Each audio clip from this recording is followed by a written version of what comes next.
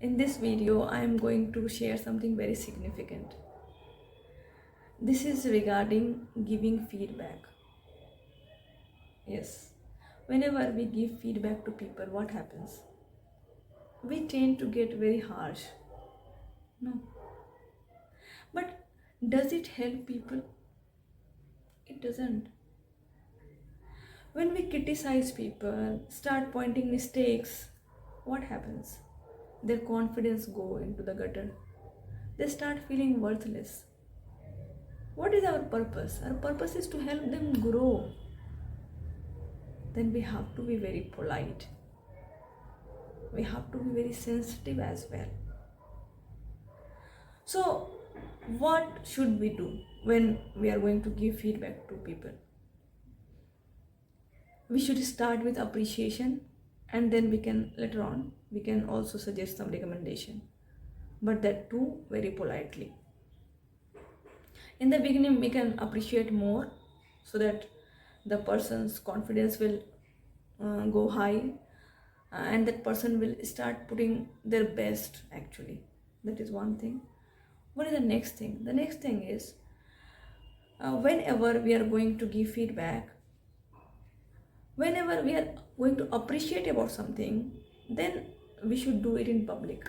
But whenever we are going to criticize, constructive criticism, then we should do it privately. Either we can message them, we can call them, we can meet them in person, and we can tell. We have to make sure that there is no one except that person. What will happen then? Yes, improvement will happen, because their self-esteem will also be taken care of. As Nayan also does by giving us the video feedback on one-on-one. That is one thing. What are the other things we can keep in mind?